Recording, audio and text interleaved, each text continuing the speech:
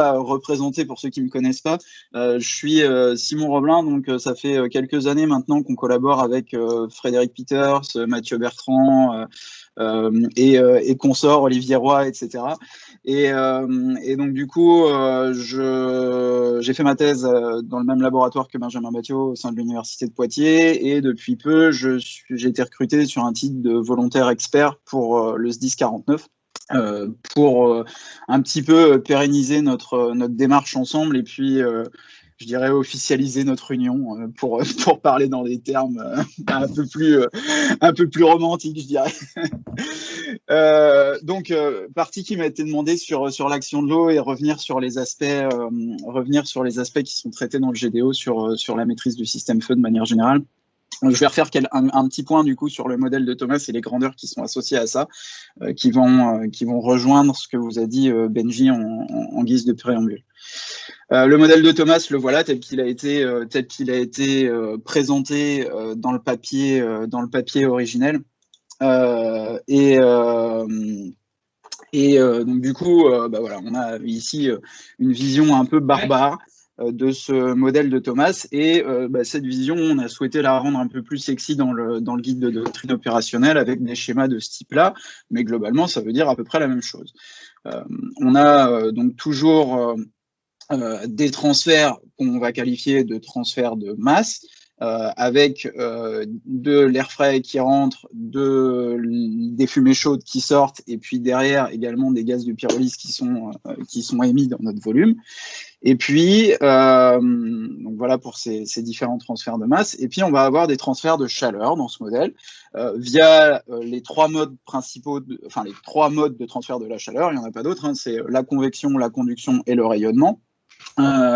Et donc du coup, on va avoir de la conduction notamment au niveau des parois, de la convection par les fumées, et du rayonnement qui va être lié, qui peut être lié au rayonnement des fumées, qui va être lié au rayonnement de la flamme, et puis potentiellement au rayonnement des parois, ce qui peut être également le cas, notamment quand on a des parois qui sont métalliques. Donc voilà pour ces transferts de chaleur. Alors, on voit de temps en temps dans les documents pompiers un quatrième mode de transfert de chaleur qui serait le déplacement de particules ou la projection de gouttelettes ou des choses comme ça. Ça, il faut savoir que c'est pas un mode de chaleur au plan scientifique à proprement parler, c'est juste un mécanisme qui va faire que on va avoir une projection à un endroit donné d'une particule ou d'une gouttelette, et derrière, la chaleur va se propager à partir de cette particule ou cette gouttelette selon les modes de chaleur que je viens de vous décrire là, conduction, convection, rayonnement. Et du coup, la partie projection en tant que telle, c'est plus quelque chose de mécanique, mais c'est pas un mode de transfert de la chaleur. Les trois modes de transfert de la chaleur, c'est ceux que je viens de vous décrire. Donc, comment on le met en équation, tout ça? Pour les transferts de masse, c'est pas très dur. Notre débit de fumée, en gros, il est égal à notre débit de pyrolyse plus notre débit d'air. Ça, c'est des choses qu'on a présentées dans le GDO. Et ça vient s'écrire d'un point de vue mathématique comme un m.fumée qui est égal à un m.pyrolyse plus un mr. Pour nos transferts de chaleur, c'est exactement les mêmes choses. On va avoir une puissance qui va être égale à la convection plus le rayonnement des fumées, des flammes, et plus les paramètres qui sont liés à la combustion. Et donc ça nous donne une puissance totale de l'incendie qui est égale à la puissance de la convection, plus le rayonnement des fumées, plus le rayonnement des flammes, plus la conduction aux parois. Et donc du coup, l'idée, c'est de regarder dans ce système-là sur quels paramètres on va pouvoir agir de ces équations, parce qu'au final, ça revient à ça, et puis quelle va être l'action spécifique de l'eau sur ces différents paramètres. Alors du coup, sur la maîtrise du système, aujourd'hui, on a trois grandes possibilités qui ont été décrites dans le GDO, mais l'objet plus particulièrement de la journée aujourd'hui, c'est l'action de l'eau. On va venir intervenir d'une part sur les transferts de masse, plutôt en gérant les ouvrants, et également sur les transferts de chaleur, ici, avec les actions de lance. On va voir qu'on peut aussi un petit peu quand même jouer sur les transferts de masse via l'action de l'eau, et on verra comment tout à l'heure. Les différents moyens de maîtrise, ce sont ceux-là. Le premier, c'est contrôler l'arrivée d'air frais. Lorsque le feu est limité par la ventilation, la puissance, elle est déjà limitée. L'idée, ça va être d'éviter les réinflammations de fumée, d'éviter la propagation. Lorsque le feu il est limité par le combustible, l'idée, ça va plutôt être de venir limiter la puissance et de venir éviter la propagation. Le deuxième moyen de maîtrise, ça va être de limiter la quantité de combustible en faisant un retrait de combustible vierge, en faisant la part du feu, ou couper l'arrivée en gaz de pyrolyse par de la mousse ou de l'ennoyage. Ça, c'est une action principalement sur les transferts de masse et notamment sur la partie gaz de pyrolyse. Et puis le dernier point, c'est la maîtrise des conditions thermiques. Et c'est là où le rôle de l'eau va être prépondérant, puisqu'on va venir agir sur les transferts de chaleur et donc sur la pyrolyse, puisque nos fumées qui vont rayonner de manière importante sur l'environnement à proximité de notre incendie, c'est elles qui vont avoir un rôle de propagation majeur du feu. Donc agir sur ces conditions thermiques et sur les fumées en particulier pourra être ici intéressant, et le rôle de l'eau ici va être assez prépondérant. Pour contrôler l'arrivée d'air frais, pour rappel, on se base beaucoup sur les travaux de Kawagoe, Bullen, Babroskas, Williamson, et du coup, ces gens-là sont venus définir un débit d'air maximum en fonction d'une taille d'ouvrant. Et donc, du coup, c'est la fameuse formule que vous connaissez, qui reprend ici un terme à la puissance 1,5 à racine de h. Et en fait, ce qu'on vient dire, c'est que quand on a une masse d'air qui brûle, 1 kg d'air qui brûle, ça équivaut à 3000 kJ qui sont libérés. Et donc, quand on cherche à connaître la puissance d'un incendie en fonction du débit d'air entrant, il suffit de diviser, de rajouter notre débit d'air entrant, enfin notre puissance ici dans la formule, et de dire, en fait, c'est égal à 3000 sur 2 fois A racine de H, donc 1500 fois A racine de H.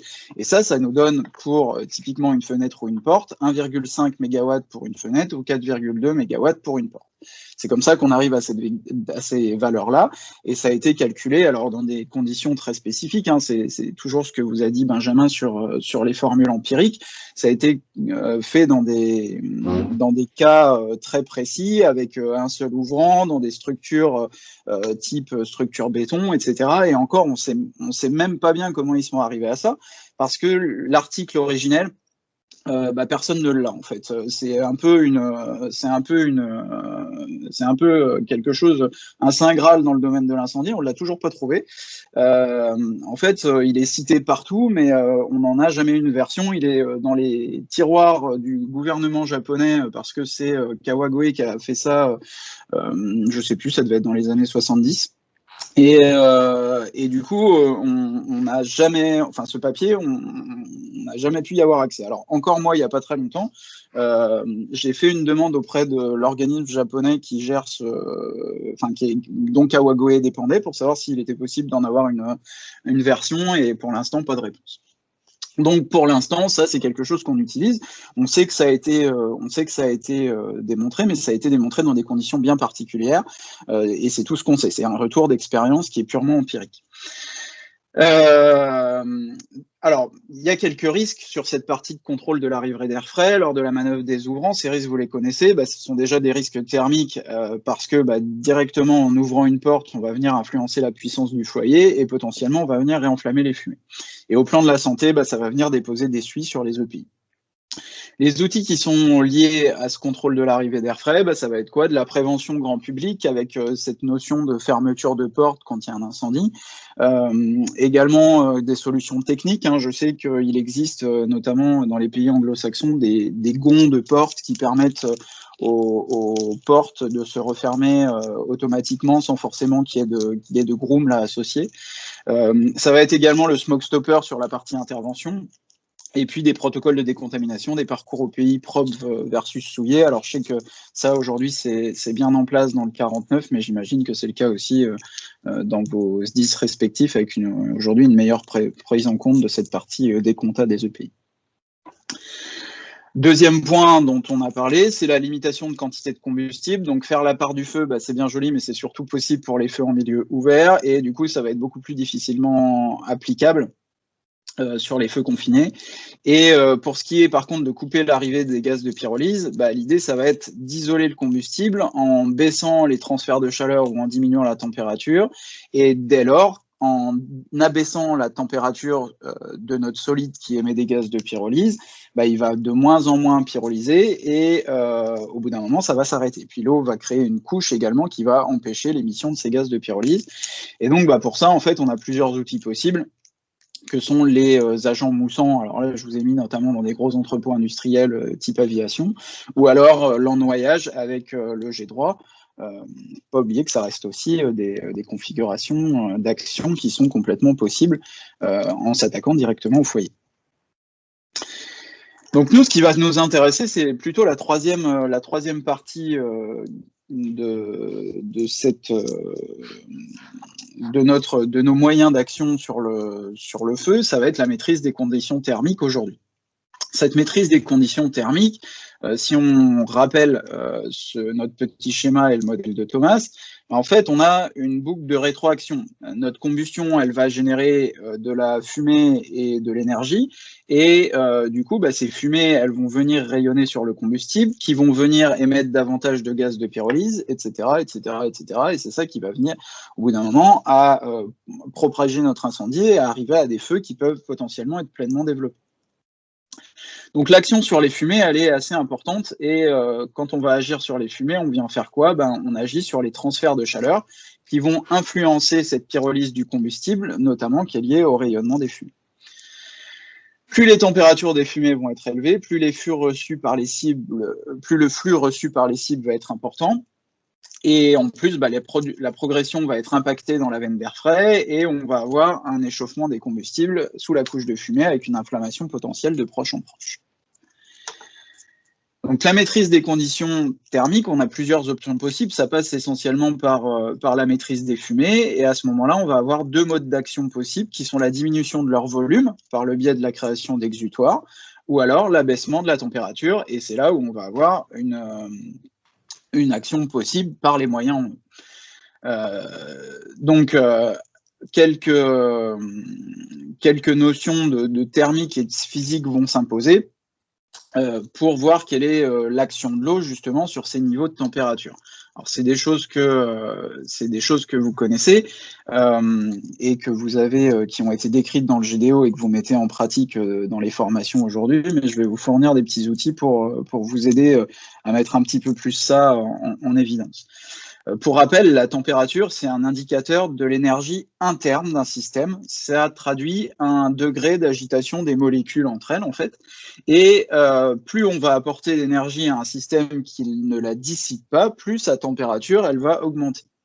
Et du coup, si je raisonne à l'échelle d'une goutte d'eau, bah, je vais apporter de l'énergie à ma goutte, en joules.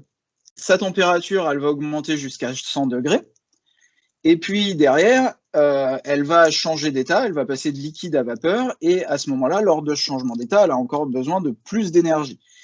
Et donc du coup, elle va prendre de l'énergie au système. Et du coup, pour s'échauffer, la vapeur, elle aussi vient pomper de l'énergie, et donc du coup, on va avoir un bilan global de notre goutte d'eau qui vient prendre une certaine quantité d'énergie au système.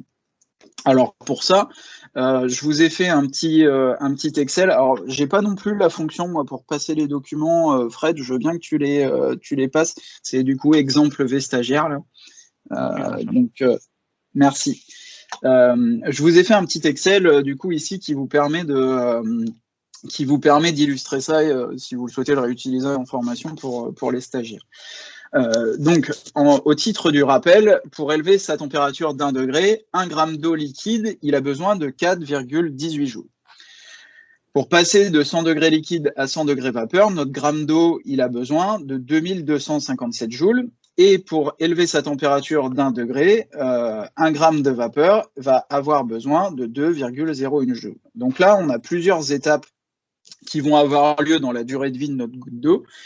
Et du coup, bah, la première étape, c'est le chauffage de cette goutte d'eau, de 20 degrés à 100 degrés. Et donc, du coup, pour calculer la quantité d'énergie qui va être absorbée par ce changement de température de l'eau, il nous suffit de prendre notre température finale de goutte, qui sont nos 100 degrés, auquel je vais venir soustraire notre température initiale pour avoir le nombre de degrés d'augmentation qu'aura subi notre goutte d'eau. Et tout ça, je vais venir le multiplier par le nombre de joules qui sont absorbés par degré que je viens apporter à ma goutte. Et donc ça nous donne 334,4 joules. Derrière, notre goutte d'eau, elle continue sa petite vie dans notre volume, et du coup, elle va venir absorber de l'énergie pour s'évaporer. Et là, au moment de l'évaporation, on pourrait le recalculer, mais c'est des formules qui sont un petit peu plus complexes, donc là, je vais vous en faire grâce, mais en fait, ici, au moment de notre évaporation, on a dit que notre eau, elle avait besoin de 2257 joules, et du coup, c'est cette valeur-là qu'on implémente à ce moment-là du bilan. Et puis derrière, notre vapeur d'eau, elle va augmenter un petit peu en température, mais pas non plus énormément. Donc si on fait l'hypothèse qu'elle augmente à peu près jusqu'à 220 degrés, je vais avoir exactement le même format d'équation que ce que j'ai eu au tout départ. Et du coup, ici, ma vapeur, elle va passer de 100 à 220, donc elle connaît une augmentation de 120 degrés, donc en fait de 220 moins 100. Et que multiplie la quantité d'énergie qui est absorbée pour augmenter d'un degré à chaque fois. Et donc ça nous donne 241,2 joules. Donc les petites formules, je vous les ai remises à chaque fois en dessous si vous voulez les retaper et pour avoir un rappel si vous le faites avec des stagiaires. Et donc ce qui est surtout intéressant, c'est le petit tableau qui est là en dessous et où on se rend compte de la part d'absorption de l'énergie de chaque étape dans ce processus-là. Et vous vous rendez compte qu'en fait, notre première étape de chauffage de l'eau, ça représente à peu près 12% de l'énergie totale. Notre évaporation, ça représente 80%. Et notre chauffage de la vapeur, ça représente à peu près 8,5-9%. Donc, en fait, la grande étape qui nous intéresse nous, quand on vient projeter de l'eau, c'est surtout cette étape d'évaporation. C'est elle qui va venir prendre le plus de chaleur à notre système. Donc du coup, en repartant de ça, si on injecte 1 gramme d'eau par seconde, on peut absorber 2833 joules. Ok, donc les joules par seconde, en fait, ce sont des watts, donc on absorbe 2833 watts ou 2,8 kW grâce à 1 gramme d'eau injectée par seconde. Alors du coup, ça c'est bien, mais quand on est pompier, on a l'habitude de raisonner sur des lances avec des débits volumiques en litres par minute. Et nous, ici, on raisonne avec des grammes d'eau qui sont envoyés, des masses d'eau qui sont envoyées dans le système. Donc, il faut juste convertir ce petit débit volumique en débit massique. Et en fait, donc 125 litres minute, ça nous donne à peu près 2 kg par seconde d'eau. 250 litres minute, ça nous donne 4 kg d'eau par seconde. Et 500 litres minute, 8 kg d'eau par seconde. Et donc, derrière ça, comme je sais ce que 1 gramme d'eau absorbe, en fait, j'ai juste à multiplier par mon nombre de grammes d'eau en présence dans mon volume qui sont envoyés. Et donc, du coup, ça nous donne des puissances qui sont égales pour 125 litres minute à peu près 6 mégawatts, 12 mégawatts pour 250 litres minute et 23-24 mégawatts pour 500 litres minute. Et donc, pour rappel, on avait dit tout à l'heure que quand on était dans un feu de volume, avec une porte ouverte, par exemple, on avait une puissance de 4,2 MW. Donc, on peut se dire, OK, au final, avec mes 125 litres minute, c'est bon. Mais il y a cette notion de rendement des lances qui a été évoquée par Julien tout à l'heure. Et du coup, voilà, on n'est pas là, on est sur un rendement en fait de 100%. On n'est pas sur ce qui se passe réellement. Donc, on va y revenir tout à l'heure au rendement. Va y avoir plusieurs facteurs d'influence sur la qualité de cette absorption d'énergie. D'une part, les écarts de température. Si on a des écarts qui sont plus grands, on va avoir des échanges qui vont être un petit peu plus forts avec une capacité d'absorption plus grande. Et puis la taille des particules d'eau qui va également jouer énormément, puisque plus on aura une grande surface d'échange, plus on aura des échanges importants. C'est un peu la même chose que quand on traite du problème du niveau de gras des frites. plus on a des frites petites, plus elles sont grasses, parce qu'en fait, on augmente la surface d'échange pour une même quantité de frites. Bah, c'est pareil pour les gouttes d'eau. Si on diminue de manière très très fine la taille des gouttes d'eau, on aura une surface d'échange qui sera beaucoup plus grande. Et donc, du coup, ici, en fonction du diamètre de goutte, vous avez des surfaces d'échange qui vous ont été mises. On se rend compte que on a un facteur 100 avec, pour une goutte de 1 mm, entre une goutte de 1 mm et une goutte de 10 micromètres, on passe de 6 mètres carrés de surface totale à 600 mètres carrés de surface totale. Donc, les intérêts ici, ça va être augmenter les surfaces d'échange, effectivement. Donc, ça, c'est lié nécessairement à la technique de la lance qui va vous être proposée. Derrière, ça va être également d'augmenter le temps de séjour des gouttelettes. Comme ça, elles auront plus le temps d'absorber de la chaleur, maximiser l'évaporation. Et également augmenter les capacités d'atténuation du rayonnement du jet. Ça, c'est ce qui a notamment été montré également tout à l'heure par Julien. Les facteurs d'influence également, c'est que des particules plus petites vont avoir des capacités par contre plus faibles à être déposées à des longues distances. Donc l'atteinte du foyer ici va être complexifiée. Et puis encore une fois, c'est intimement lié à la maîtrise de la technique de lance et au savoir-faire de l'opérateur qui va tenir cette lance. Et puis derrière, évidemment, ce que je vous disais tout à l'heure, des histoires de technologie, de niveau de pression, on a vu tout à l'heure que ça pouvait avoir également un impact. Donc, ce que j'évoquais précédément, par contre, c'est qu'il y a bien cette notion de rendement qui va être très importante quand on s'attaque à ces notions d'absorption d'énergie. Et donc, du coup, il existe un rendement d'efficacité de l'absorption qui va être fonction de la lance, du type de jet. Et en fait, toute l'eau dont je vous ai parlé tout à l'heure, dans notre gramme d'eau, toute cette eau ne s'évapore pas. Et on va avoir un ruissellement important, ça vous le constatez.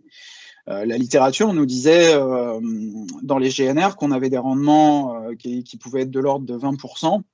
Et puis des études un petit peu plus récentes nous montrent en fonction de certaines lances, en jet plein un rendement de 50% et en jet diffusé des rendements de l'ordre de 75%. Et donc si on ramène ça à nos puissances qu'on a vues tout à l'heure, en fait on se rend compte que pour un débit de 125 litres minute, on passe à peu près 1,2 MW, 2,3 pour 250 litres minute, et on n'est plus qu'à 4 contre quasiment 23 tout à l'heure, à 500 litres minute. Et donc par rapport à notre porte ouverte de tout à l'heure, vous voyez qu'on a à peu près du même ordre de grandeur entre notre capacité d'absorption et notre porte ouverte ici. Donc voilà pour ces notions d'ordre de grandeur et d'absorption d'énergie et de rendement associés à chacune des lances. L'autre propriété du jet diffusé, ça a été montré tout à l'heure, c'est de réaliser un écran face au rayonnement. Le rayonnement, donc c'est le mode de propagation de la chaleur qui se fait dans le vide, et les particules d'eau vont directement interagir avec le rayonnement de la source, que ce soit le foyer, les fumées. Et donc du coup, l'absorption ici va encore une fois être dépendante du diamètre de la goutte, d'où l'importance de ce paramètre. Il faut faire attention parce que souvent, on raisonne ici, quand on parle de ça, sur uniquement cette notion de diamètre de goutte et uniquement sur le jet diffusé dans ces démonstrations-là. La philosophie du GDO, tel qu'il a été construit, c'est quand même de laisser une place importante à l'analyse de risque. Et du coup, l'eau peut avoir d'autres avantages, notamment en termes d'attaque directe via un jet droit, par exemple. Alors, certes, on aura un rendement qui va peut-être être moins efficace, mais pour autant, dans notre approche et dans la technique sur le noyage du combustible, ça peut être quand même plus rapide et du coup, c'est ça qui va nous permettre de stopper complètement l'émission des gaz de pyrolyse. Donc, la saturation en eau d'un combustible, elle va avoir deux effets.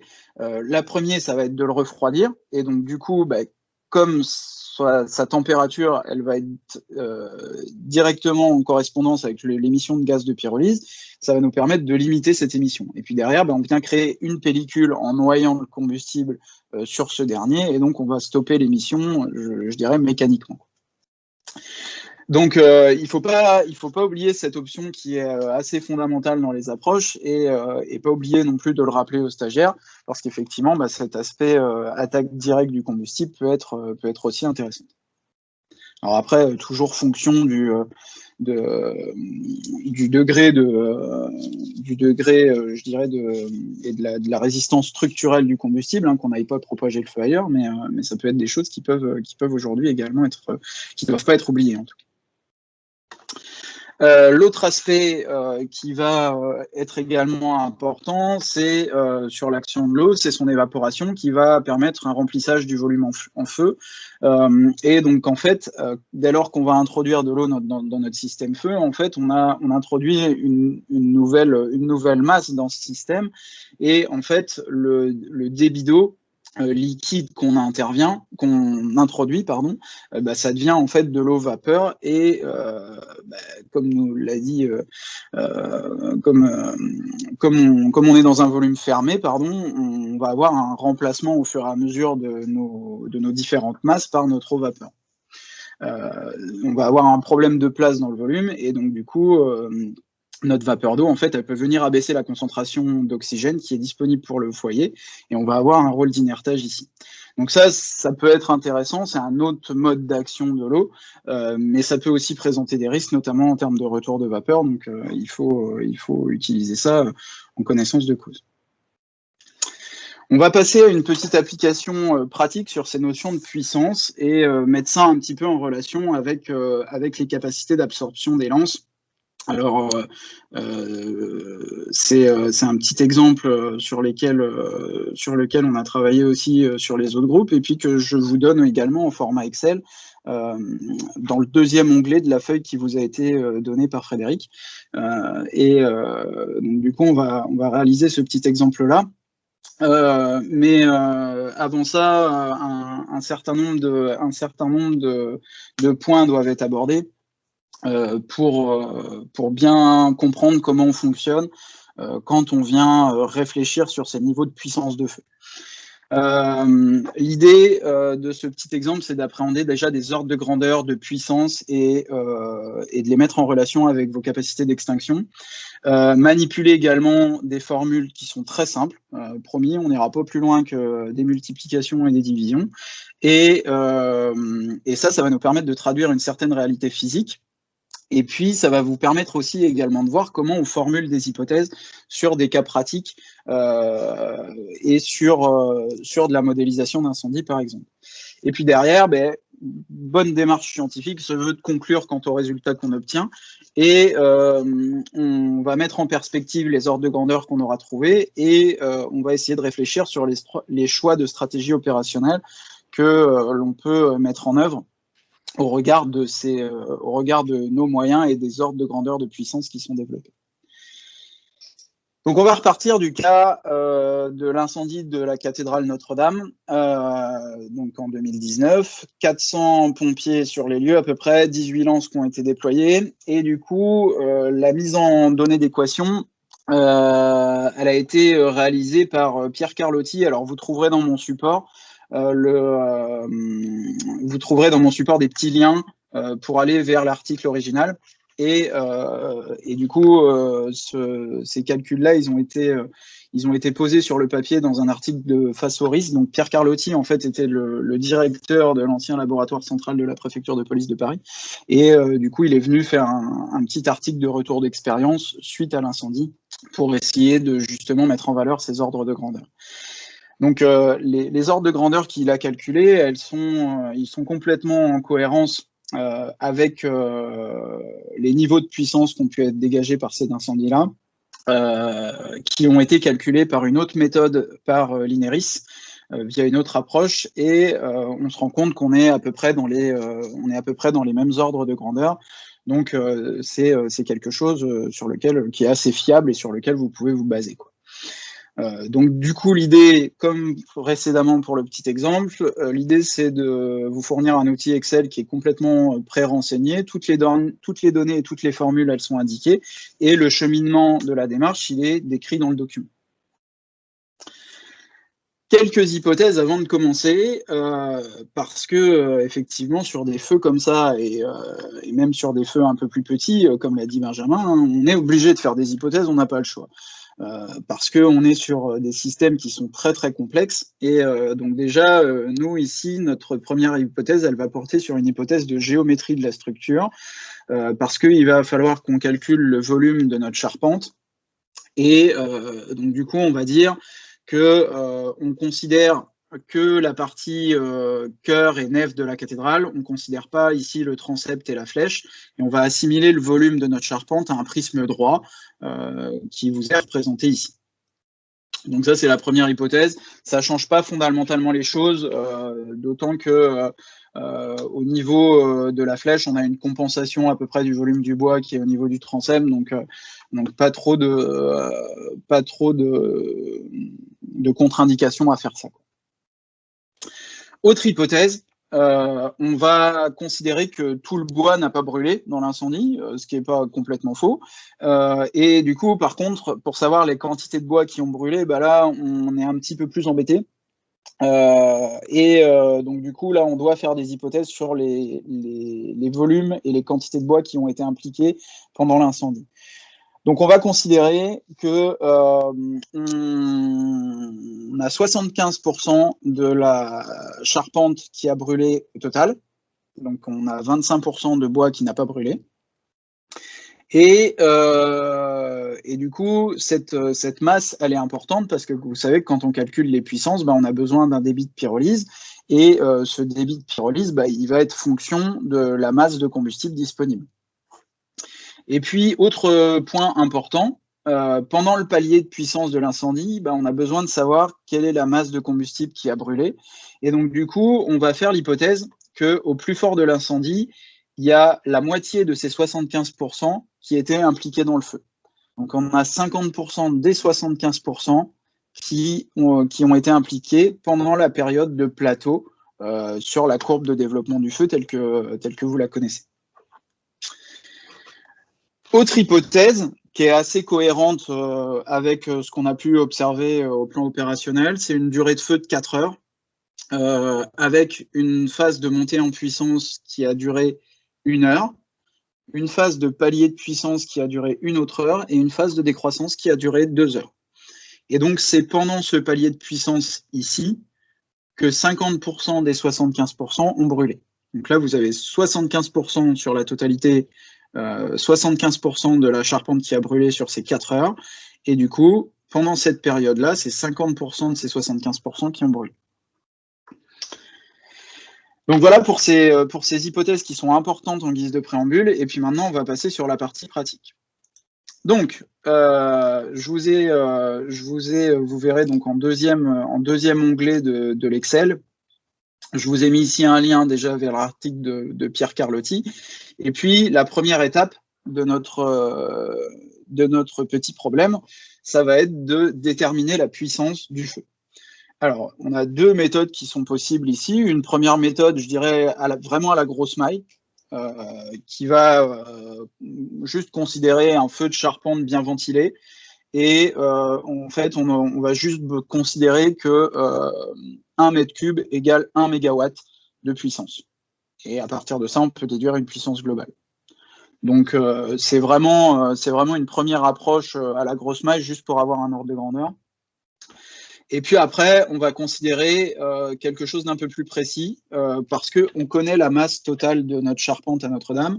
Et donc, du coup, on peut se dire que sur la base du potentiel calorifique du bois, on peut réussir à déterminer la puissance totale par rapport à la quantité de masse qui a brûlé. Donc, on est parti sur la première méthode. On considère ici donc que 1 mètre cube de bois dégage 1 mégawatt, et on va chercher à connaître le volume initial de la charpente, donc en négligeant la flèche et le transept pour simplifier et assimiler la forme à un prisme. On va chercher à connaître le volume impliqué au plus fort de l'incendie et la puissance qui va résulter de ça. Alors, pour calculer le volume d'un prisme droit, c'est pas très compliqué, la formule, je vous l'ai mise ici. En fait, on va prendre la longueur A ici, enfin la largeur A, pardon, ici, que multiplie la hauteur, je divise tout ça par 2 et je multiplie ça par la longueur. Donc en fait, ici, je vais prendre ma valeur A qui est multipliée par B. Tout ça, je le divise par 2 et je le remultiplie par la longueur C totale. Et ça me donne un volume total de mon prisme de 6500 mètres cubes. Jusque-là, tout va bien. Et donc ensuite, je vais essayer de calculer le volume impliqué au plus fort de l'incendie. Donc on a dit tout à l'heure qu'on avait 75% au total qui avaient brûlé et 50% de ces 75% qui ont brûlé pendant la période la plus forte, pendant le palier de puissance. Donc là, en fait, la formule, elle n'est pas dure. L'idée, ça va être de prendre notre volume D ici, qui va être multiplié par 0,75 et qui va être multiplié par 0,5. Et ça nous donne 2438 mètres cubes. 1 mètre cube égale 1 mégawatt. Donc en fait, pour avoir notre puissance ici en mégawatts, il suffit que je multiplie ça par 1 et du coup, j'obtiens 2438 mégawatts, soit environ 2500 pour agrandir un peu à la grosse maille. Donc voilà, première méthode de calcul de la puissance. Deuxième méthode de calcul de la puissance, c'est de repartir de la masse de combustible. Alors, ça, c'est pas très dur, hein, c'est les formules qui vous sont données notamment dans le GDO. Et donc, en fait, je connais la masse de bois et son pouvoir calorifique, et donc je peux déterminer la puissance maximum atteinte. Les données qui sont disponibles ici, on savait que la masse de bois totale était à peu près de 1000 tonnes. Donc je convertis en kilogrammes hein, parce que je vais en avoir besoin dans cette unité-là pour appliquer ma petite formule. Donc ça me donne 1 million de kilos.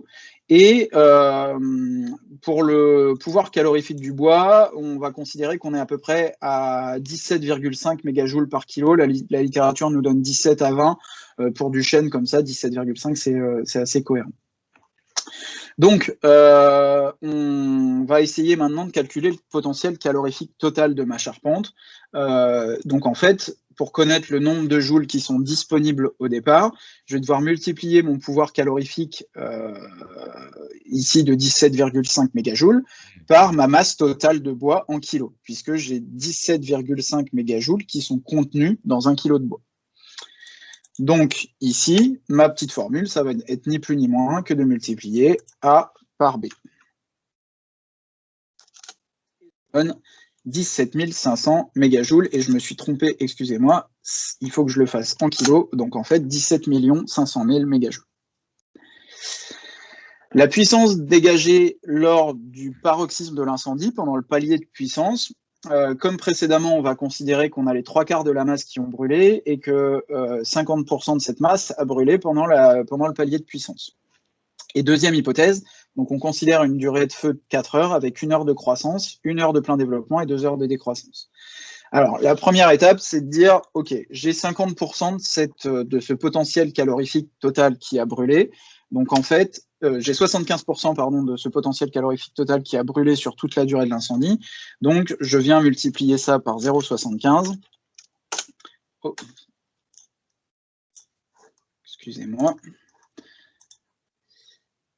Tac, je viens multiplier donc cette valeur C, mon potentiel calorifique total, par 0,75 et j'obtiens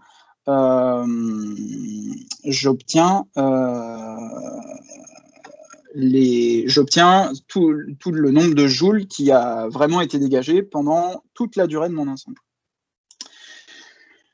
50% de cette masse a brûlé pendant l'heure de palier de puissance, donc je vais multiplier cette valeur D par 50%, par 0,5, et donc du coup j'obtiens 6 562 500 mégajoules qui ont été brûlés pendant 1 heure. Et donc du coup, si je veux ramener ça à des watts, et donc en secondes, à des joules par seconde, il faut que je divise cette valeur-là qui a brûlé pendant 1 heure par 3600 secondes, qui correspond au nombre de secondes qui sont présentes dans 1 heure. Donc en fait, je prends ça et je le divise par 3600. Et ça me donne 1823 MW, soit à peu près 1800 MW. Donc vous voyez que dans le premier cas où on était vraiment à la grosse maille, on était à 2500. Là, on obtient 1800. 1800, 2500, on reste quand même dans des ordres de grandeur qui sont assez proches. Alors, bon, il y a quand même un gap, hein, mais donc du coup, la deuxième méthode est quand même beaucoup plus précise et s'approche plus de ce qui a pu se passer dans la réalité. Donc, on peut retenir globalement qu'en gros, on a eu 2000 MW dégagés sur un plateau d'1 heure. Et donc, du coup, ça nous donne ici, en gros, notre valeur de palier de puissance qui était manquante. Alors, quelques conclusions relatives à ça, c'est que effectivement, pour les deux méthodes utilisées, les ordres de grandeur de puissance sont à peu près similaires. Les résultats, ils sont valides dans le cadre des hypothèses qu'on a fixées ici, mais par contre, il est possible, comme ce que vous a montré Benjamin tout à l'heure, qu'on ait eu un pic de puissance pendant, par exemple, un quart d'heure. Et à ce moment-là, pendant ce pic de puissance, cette valeur-là, peut-être qu'elle a été multipliée par 2 ou par 3, quoi. Mais dans le cadre de la construction d'une courbe telle qu'on les connaît, on était à peu près à ce palier de puissance-là, et du coup, c'est assez cohérent. C'est complètement cohérent par ailleurs avec ce que je vous disais. Donc en fait, l'INERIS est venu calculer la puissance de ce foyer-là par une autre méthode qui consiste à mesurer la hauteur d'une flamme et en fonction du combustible, arriver à déduire quelle a été la puissance du foyer. Donc sur la base de photos, ils sont basés, ils ont réalisé un rapport qui permettait d'évaluer la puissance du feu. Donc je vous l'ai mis aussi en lien ici. Et du coup, cette valeur de 2500 MW, elle est complètement en cohérence avec d'autres ordres de grandeur communs, à savoir qu'on a à peu près 2 à 5 MW pour un feu d'appartement lors d'un embrasement généralisé, 30 MW pour un feu de poids lourd et 200 MW pour un feu de poids lourd de citerne d'essence. Donc là, au vu des quantités de combustible qui étaient impliquées, on est plutôt cohérent. Alors, quels ont été un petit point maintenant sur les moyens d'action de l'eau ici par rapport à ce qu'on a vu tout à l'heure et par rapport à ce que l'eau est capable d'absorber. Alors, on le voyait tout à l'heure au travers d'une petite gouttelette d'1 gramme, mais là, on va passer un peu à l'échelle au-dessus. Donc ici, on va prendre en compte uniquement la chaleur de vaporisation de l'eau, on ne va pas prendre les étapes avant, après, on va juste s'intéresser vraiment à ce qui est capable d'absorber l'eau en termes sur la partie des 80% qui correspondent à l'absorption d'énergie lors de l'évaporation. La chaleur qui est nécessaire à la vaporisation d'1 kg d'eau, c'est 2,4 MJ par kilo. Le débit volumique d'une lance, c'est 500 litres minute, soit 8,3 kg par seconde. La capacité d'absorption d'énergie d'une lance, ça va être donc égal à la chaleur que prend 1 kg d'eau qui est vaporisée, que multiplie le nombre de kilos d'eau que j'envoie au cours du temps par le biais d'une lance à 500 litres minute. Et donc ça, en fait, ça me donne juste une petite formule toute simple où je viens multiplier ici ma chaleur absorbée par la quantité d'eau qui est envoyée au cours du temps. Et donc, ça me donne une absorption d'à peu près 20 MW. Donc, cette valeur-là, elle est très optimiste parce qu'en fait, ici, je considère que toute l'eau est vaporisée et je ne considère pas de ruissellement. On va au plus simple. Et donc, on considère un rendement fictif de 100%. Donc, cette valeur, elle est très, très optimiste. On va venir maintenant essayer de calculer le nombre de lances nécessaires sur ce type d'incendie. Et on va retenir la valeur maximum de puissance qu'on a trouvée tout à l'heure, donc à peu près 2500 MW. Et donc du coup, pour calculer en fait le nombre de lances qui aurait été nécessaire à mon incendie, il suffit juste que je divise la puissance totale de mon feu par ce qui est capable d'absorber une lance. Et donc ça me donne 126 lances au total. Donc, il y a 18 lances qui ont été déployées ce jour-là. On imagine bien que 126 lances, ça n'aurait pas été possible. Et 126 lances, du coup, avec un rendement de 100%, ce qui n'est pas le cas. Et que, du coup, effectivement, en termes de disponibilité en eau, en termes de moyens, ça n'aurait juste pas été possible. En termes d'impact sur le bâti, ça n'aurait pas été possible non plus. Donc, qu'est-ce qu'on doit dire par rapport à ça ? bah, c'est que pour un feu d'une telle ampleur, avec des lances avec une efficacité parfaite, bah, il aurait été nécessaire d'établir plus de 120 lances. Cette hypothèse-là, elle est très exagérée, et du coup, en prenant en compte une efficacité réelle, ce nombre de lances, il aurait dû être multiplié par 3 ou par 4, donc opérationnellement, c'est complètement impossible, et comme je vous le disais tout à l'heure, il y aurait eu des impacts importants sur le bâti. Au regard de ça, pour des incendies de cette ampleur, et ce qu'il faut surtout retenir, parce que là, il y a une analogie qui est complètement faisable avec des feux industriels tels qu'on a pu en connaître récemment, c'est que on va avoir surtout une stratégie de protection qui va être adoptée pour plutôt limiter la propagation, notamment aux bâtis et aux tiers. Et du coup, en fait, voilà ce que ça permet de mettre en évidence, c'est que le GDO feu de structure aujourd'hui, il a intégré cette notion d'analyse de risque.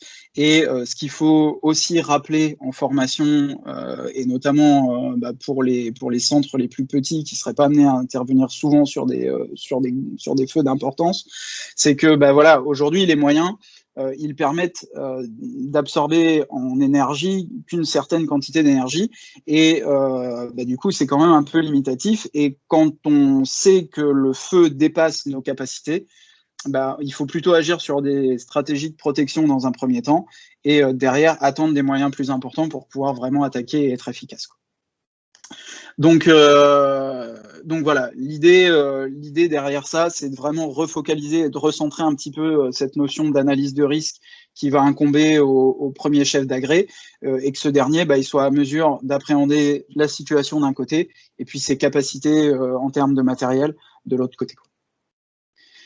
Donc voilà pour ce petit exercice que je vous mets à dispo. Puis qui est toujours intéressant pour resituer des éléments de contexte sur ces notions d'action de l'eau. Et du coup, je suis à votre dispo si vous avez la moindre question. Merci à toi, Simon. C'est vrai que les conditions d'organisation font que c'est une matinée qui est assez lourde. Est-ce que vous avez des questions à poser à Simon?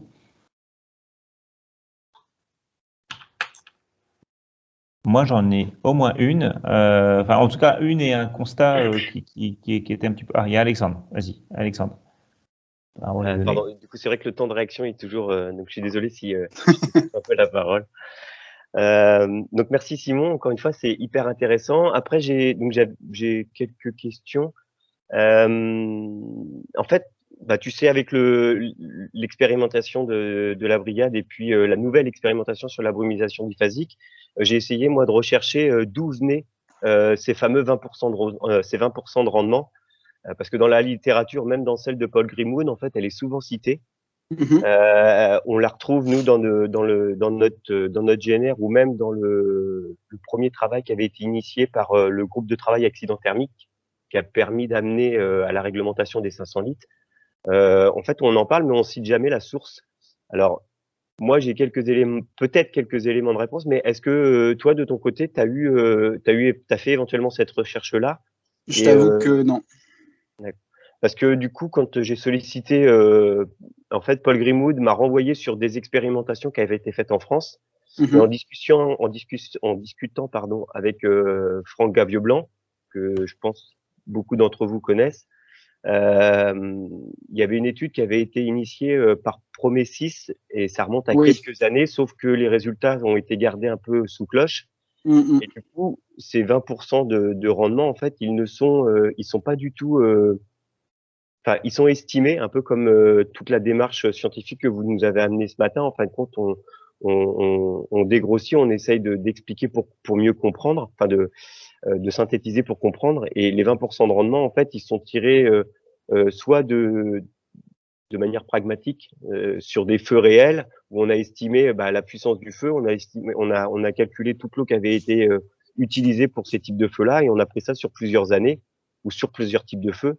Et là, du coup, on en est arrivé à ce fameux taux de rendement. Ouais, donc, mais c'est vrai que j'ai du mal et c'est dommage parce que du coup, même pour la brumisation, je me dis ce serait vraiment hyper intéressant si on pouvait avoir, au travers d'études scientifiques, pouvoir travailler sur et officialiser ce taux de rendement avec ouais. différents outils, quoi. Mais Mm. on sait que c'est pas facile. Alors je sais qu'il y a il y a eu effectivement Promesis là qui était très axé, qui avait été fait dans le cadre du nucléaire, je crois, Oui. avec l'IRSN notamment. Et alors, moi, il y a longtemps de ça, j'avais vu quelques posters et trucs comme ça passer, mais du coup sans conclusion majeure. Et après, je sais qu'il y a aussi des choses qui ont été faites du côté de la Belgique. Et je sais que, alors je sais plus comment il s'appelle ce chercheur, mais je sais qu'il avait aussi bossé sur des thématiques comme ça. Mais je t'avoue que non, j'ai jamais mis le doigt vraiment sur d'où ça venait, quoi. Et concernant j'ai senti que tu nuançais l'intérêt du jet droit. J'ai presque envie de dire que moi je le priorise à partir du moment où on a un visuel sur le foyer, sur la face solide. Le meilleur moyen de sécuriser notre intervention est de pouvoir, à mon sens, pouvoir travailler efficacement et effectivement couper le générateur de flamme et du coup couper aussi, même s'il y a une inertie, mais couper le débit de pyrolyse. En fait, c'est en venant déposer des paquets d'eau sur le ou les zones foyer. Ouais. Et du coup, j'ai presque envie de dire que c'est presque que j'ai envie de prioriser parce que dès que j'ai un visuel sur le foyer, mon intérêt premier, c'est de venir entre guillemets éteindre la lumière et ralentir puis stopper le débit de pyrolyse. Ouais. Alors, désolé si c'est ce qui a transparu dans mon discours, mais effectivement, hein, si effectivement il y a un visuel et que ce foyer il est attaquable, ouais, moi ça me choque pas, au contraire, hein. Et ce que je dis juste, c'est attention si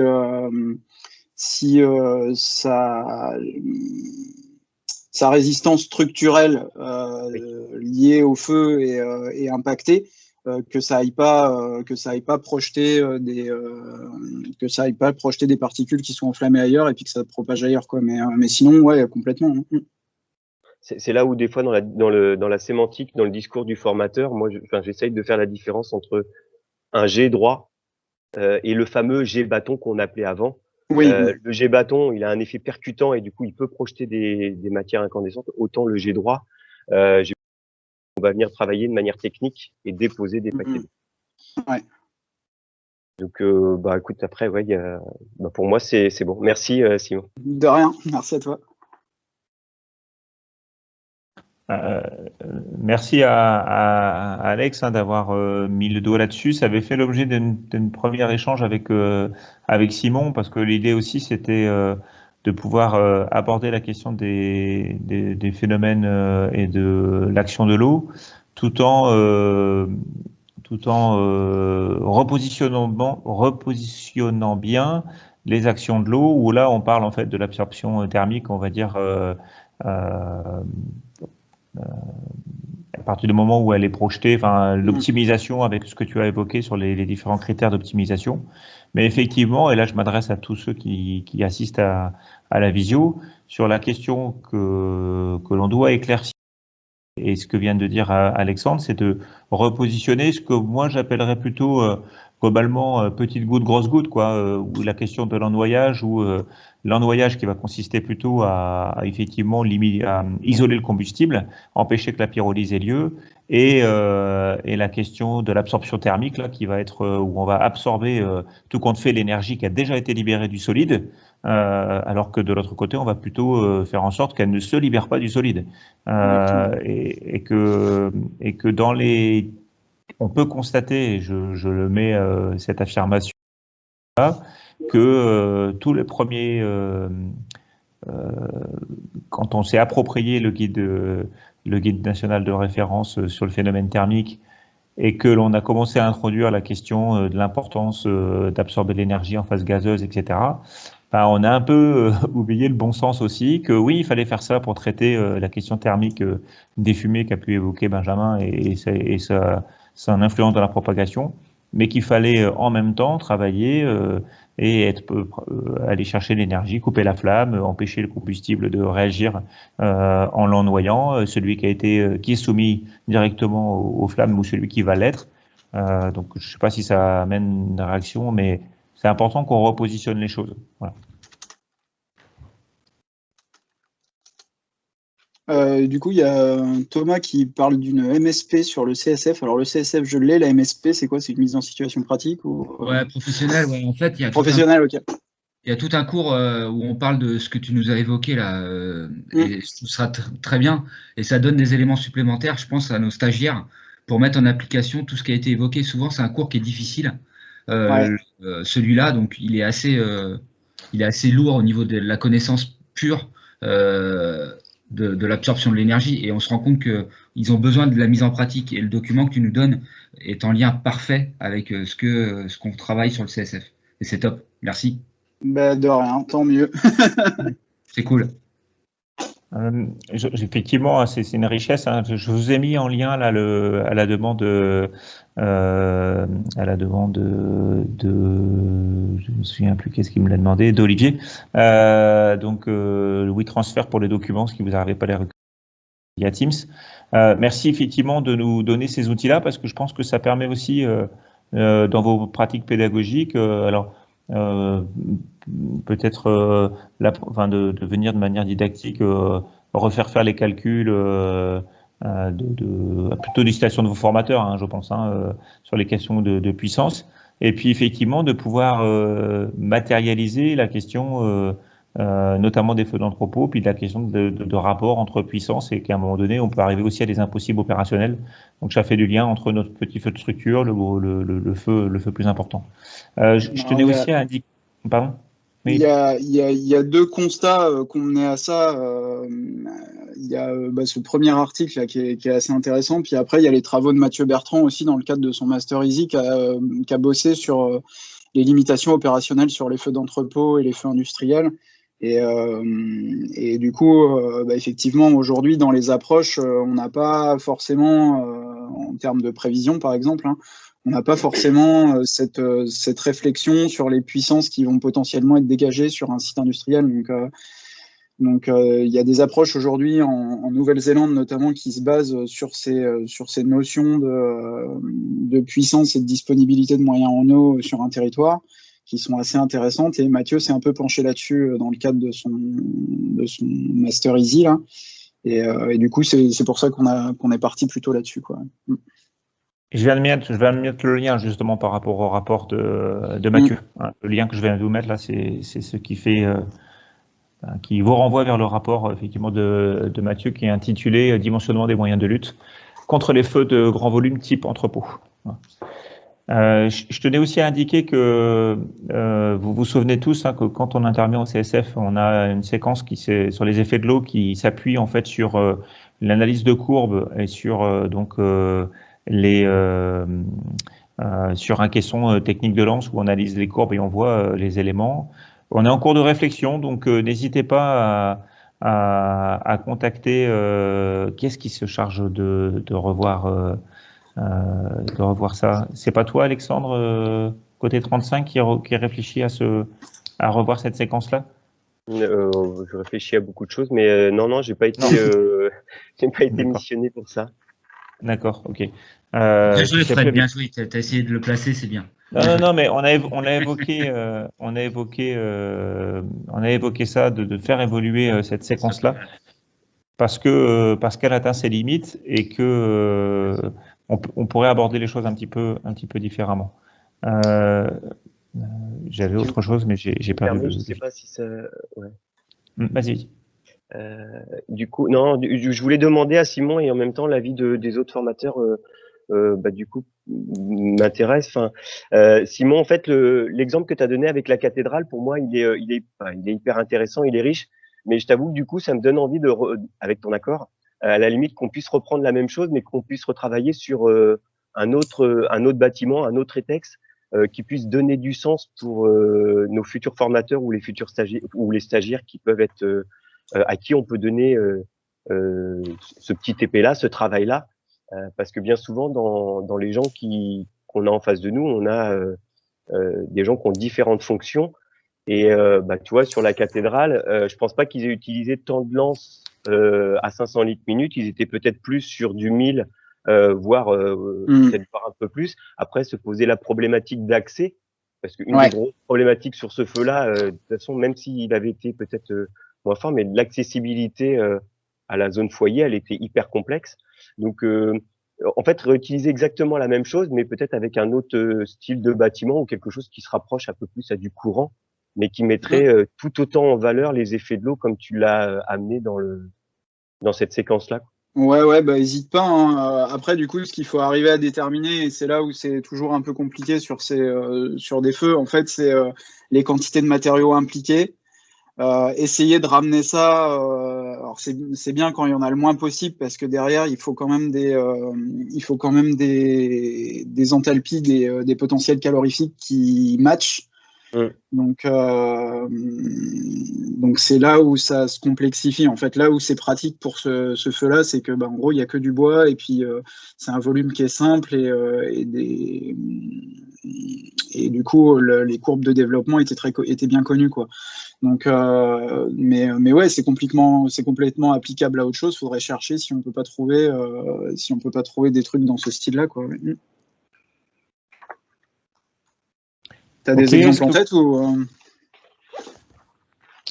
Moi, enfin, non, pas nécessairement, mais je me dis aujourd'hui il y a suffisamment peut-être de rétextes qui sont mis à disposition, et puis peut-être que nous, au travers de la mutualisation, on est peut-être capable d'amener un rétexte et du coup essayer effectivement comme vous le présentez, à la limite on enlève globalement ce qui nous intéresse pas, mais on essaye de rester cohérent et du coup ça peut permettre de faire travailler nos stagiaires et leur donner du sens. Quitte à fausser peut-être un peu certains paramètres, mais juste pour pouvoir simplifier et donner du sens. Ça peut. Mais oui, donc il n'y a pas de souci, hein, pour le reprendre. De toute façon, vous avez les formules, vous avez et puis moi, si vous voulez un visu derrière, vous avez mes coordonnées où vous pouvez les avoir assez facilement. Ça me dérange pas d'y jeter un œil non plus, quoi. Donc avec plaisir. Ouais. Et de lien parce que c'est avec Kevin qu'on a échangé là-dessus, et Kevin souhaiterait réfléchir dans le cadre du prochain CSF sur une manière un peu de revoir la séquence sur les effets de l'eau. Je ne parle pas d'absorption thermique, mais vraiment sur les effets de l'eau. Je ne sais pas si vous vous souvenez bien de cette séquence qui est basée sur une vidéo avec des courbes associées sur des techniques de lance appliquées sur un caisson.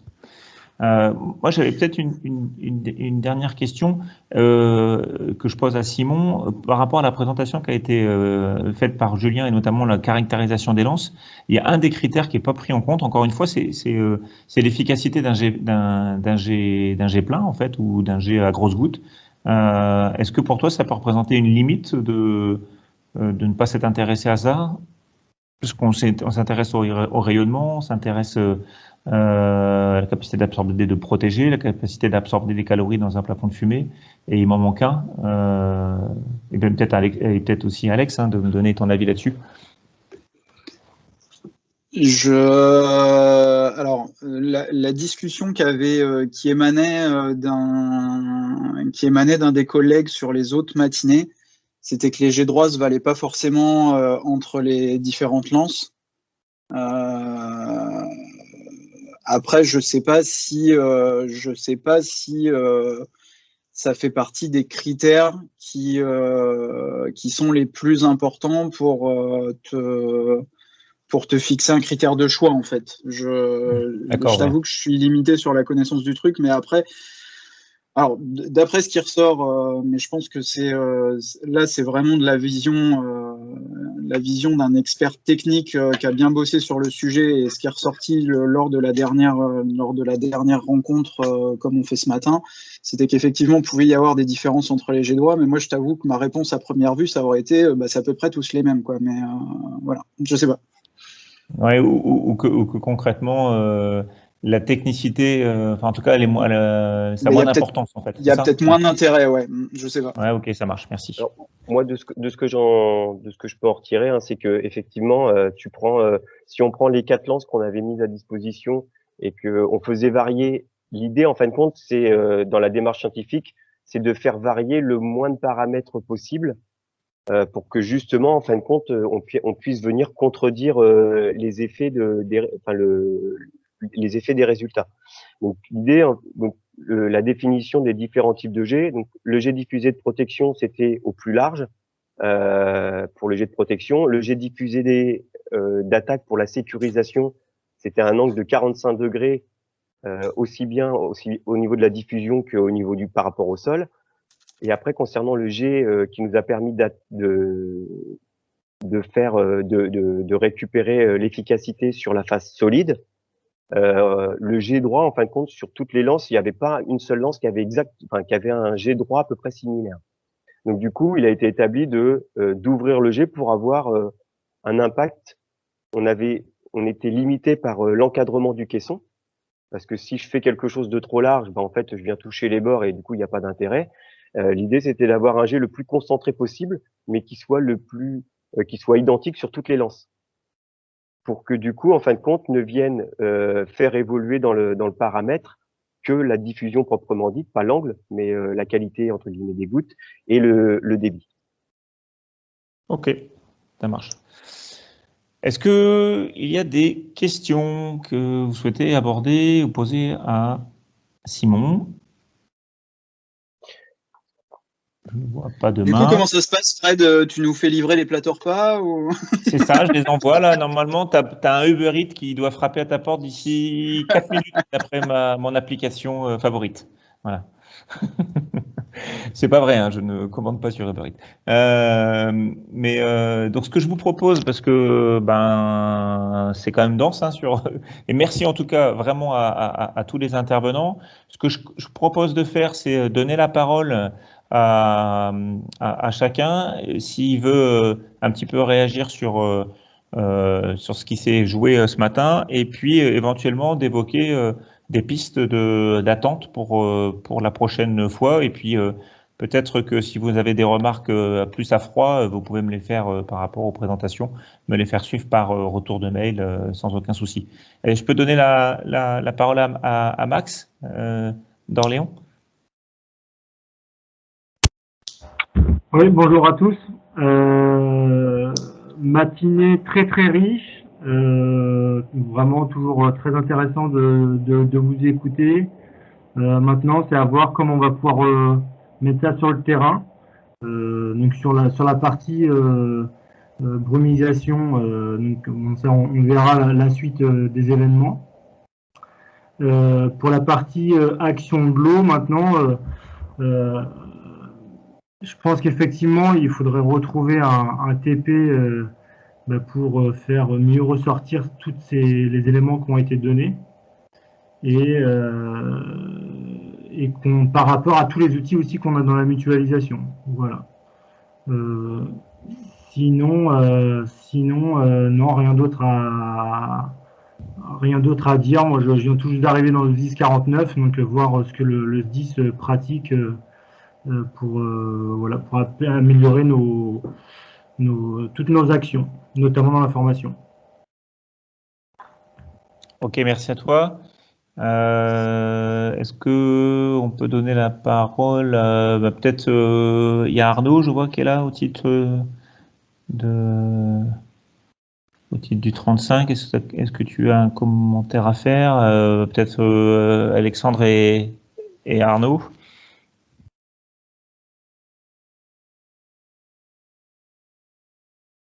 Ils sont tous les deux au fond de la campagne, en fait, ils m'entendent pas. Ou Arnaud écoute plus, peut-être qu'il s'est endormi, ou tu envoies des secours ou pas? Il est dans son bureau, peut-être qu'il a fait un malaise. Non, mais ouais, à cette heure-là, il est peut-être, non, logiquement, il est dans son bureau, mais maintenant, avec la tour de béton qu'ils ont faite à la direction, je pense que peut-être que ça passe pas très très bien, tu vois. Non, en tout cas, merci beaucoup. Effectivement, moi, là où je souhaite que la mutualisation puisse continuer à prendre et à donner du sens et à grandir, c'est qu'on arrive tous ensemble à construire des choses qui soient pertinentes et que ça nous serve nous, mais aussi que ça nous permette justement de servir les gars les gars qui montent dans les camions et que derrière on arrive à faire grandir un peu cette fichue filière incendie. Merci, parce que du coup, sans les scientifiques, il y aurait peut-être des fois moins d'appétence et puis il y aurait moins de sujets de compréhension des lièvres de levée. Donc voilà, moi j'ai hâte qu'on s'organise et qu'on se mette au travail, quoi. Mais c'est jamais facile. Ok, merci Alex. David, vous étiez plusieurs à suivre la conférence, on peut appeler ça comme ça. David, la difficulté, je pense, c'est que l'ordinateur est loin, donc il faut qu'il se déplace. C'est ça. Alors, David est parti, donc c'est Simon Livras. Je reprends la parole du coup pour un petit peu tout le groupe. Salut Simon. Ouais. Merci à tout le monde, à tous les intervenants. C'est une super matinée. Effectivement, ça a ouvert encore, on n'a pas trop mis le micro, mais ça a ouvert encore des débats entre nous, entre les personnes qui étaient présentes ici, et je pense qu'il y a encore pas mal de boulot à réaliser, mais ça ouvre un champ de possibilités qui est assez grand, et voilà, il n'y a plus qu'à quoi. Donc merci encore à tous. Merci à toi. Je laisse la parole à Florian, que je connais pas, Florian Garin, je crois pas.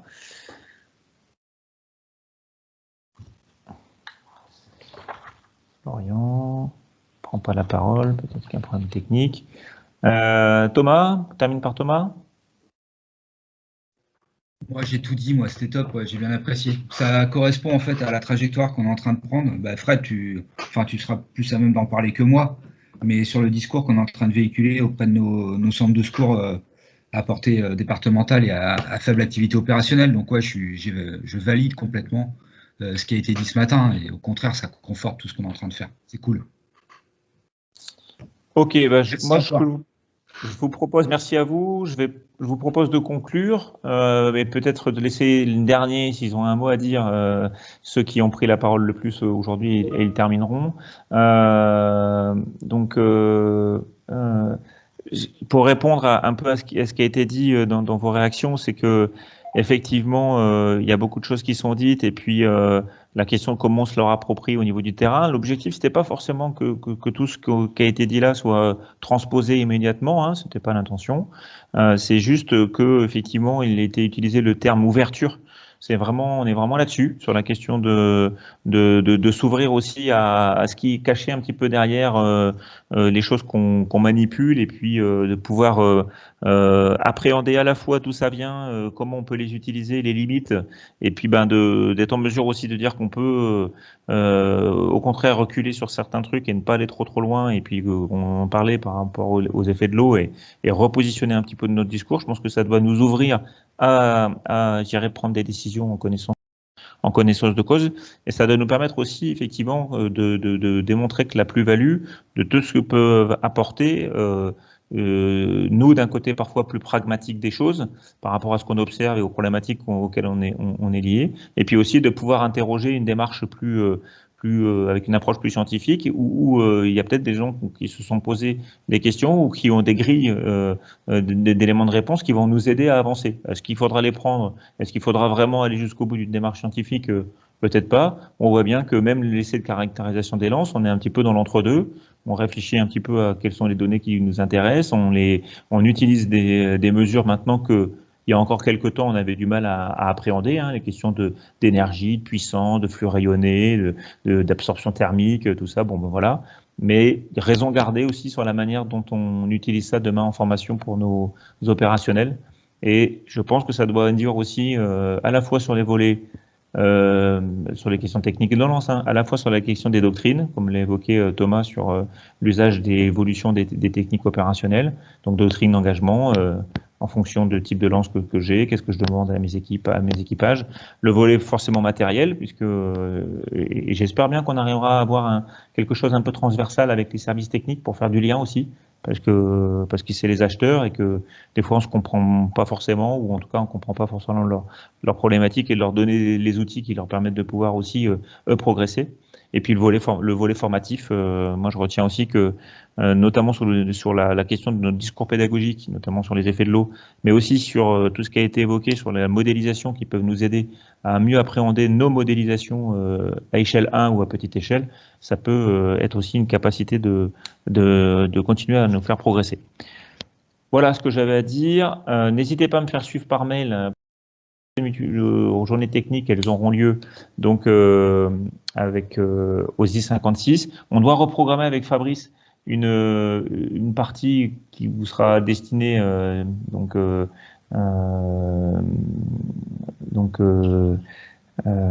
parler de l'analyse d'activité, puisqu'on a un volet pédagogie qui doit nous préoccuper.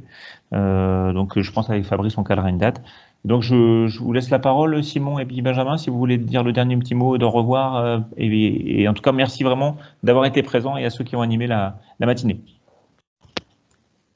De rien, c'est toujours un plaisir de participer à ces journées-là. C'est un apprentissage mutuel en fait, parce qu'on écoute beaucoup les interrogations qui se posent aujourd'hui quand on parle d'incendie de la part des gens qui sont directement confrontés à ces phénomènes-là. Et ça nous oblige, nous, à revoir un petit peu nos fondamentaux, ce qui est pas plus mal. Parce que parfois, quand on a certaines habitudes, on a tendance à considérer comme acquis des choses qui doivent être remises en question régulièrement. Donc je pense que c'est un apprentissage mutuel et c'est toujours un plaisir de participer à ces formations-là et d'échanger avec vous. Donc merci aussi pour ces journées. Ouais, je rejoins complètement ce qu'a dit Benjamin. Puis je rajouterais qu'en plus, depuis le temps qu'on commence à grenouiller ensemble, on voit des grosses évolutions et du coup, certes, tout le monde est impatient pour aller toujours plus loin, toujours plus haut, et voilà, mais il faut se rappeler aussi d'où on vient et le chemin qui a déjà été parcouru. Et il y a déjà énormément de choses qui ont été mises en place, qui ont été faites, des concepts qui ont été acquis, effectivement, comme tu le disais, Fred, qui n'étaient pas forcément présents il y a encore quelques années. Donc c'est un boulot qui prend du temps, mais qui se construit au fur et à mesure et qui se construit dans de très bonnes conditions, pas dans la précipitation et avec une bonne prise en compte des phénomènes. Et c'est comme ça qu'il faut travailler, en fait. Donc un grand merci. Puis ouais, c'est toujours un plaisir et toujours des moments où on parle vrai et sans filtre, et moi ça me convient bien. Ouais, il manque que la brioche ou le kouign-amann du matin, quoi. La gâche. Ouais, la gâche, ouais.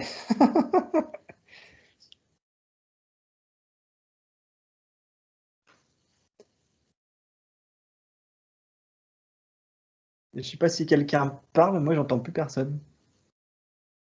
Ah oui, c'est moi qui parle. Excusez-moi, je parlais, mais je tenais donc vraiment à tous vous remercier. Je vous souhaite également une bonne journée, et puis je vous dis à très bientôt. Merci aux intervenants, merci aux participants, et à très bientôt pour de nouvelles aventures dans le domaine de l'incendie. Salut à tous. Salut. Salut, à la prochaine. Bye, merci.